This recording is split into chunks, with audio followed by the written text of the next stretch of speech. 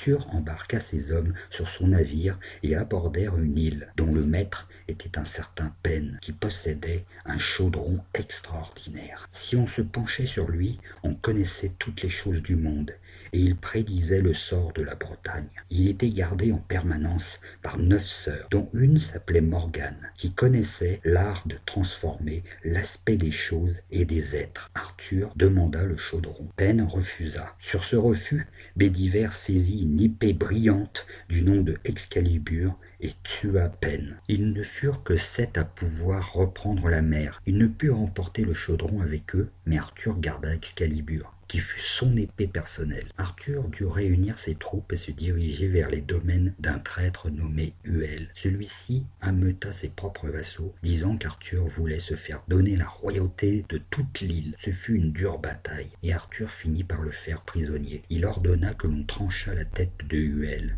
Gildas, colère et de chagrin, revint d'Irlande, où il évangélisait les païens. Il alla protester publiquement contre le meurtre de son frère. Arthur dut donner des compensations à la famille. Arthur alla chasser seul en forêt et rencontra un homme armé d'une massue, qui lui dit « Je te laisse la vie si tu me donnes la réponse à cette question. Qu'est-ce que les femmes aiment par-dessus tout ?» Arthur dit « C'est la souveraineté. » L'homme devint furieux, mais le laissa aller. Alors qu'Arthur revenait, la femme répugnante et hideuse le rattrapa et lui rappela sa promesse pour lui avoir donné la bonne réponse. Et il l'amena dans sa forteresse et ordonna les préparatifs de ses noces. Le soir, Arthur emmena sa jeune épouse au lit et vit à côté de lui la plus belle de toutes les femmes, qui lui dit « Tu peux choisir de m'avoir belle le jour et horrible la nuit, ou belle la nuit et horrible le jour. » Arthur répondit « Je te laisse le choix libre, et je me fie à ton jugement. Dans ces conditions, tu m'auras toujours belle. Je me nomme Guenièvre. C'est par ta courtoisie que tu m'as délivré du sortilège. » Une nuit,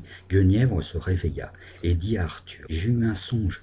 Un jeune étranger prouvera une valeur supérieure à la tienne et me donnera un anneau et 2 chevaux qu'il aura pris en combat singulier. » Le lendemain, le jeune homme arriva à Calais-Lyon et se présenta devant Guenièvre. Il lui offrit un anneau et 2 chevaux. Le jeune homme dit qu'il arrivait de très loin pour se joindre aux compagnons d'Arthur. Il s'appelait Gauvin et était son propre neveu, fils de sa sœur Anna.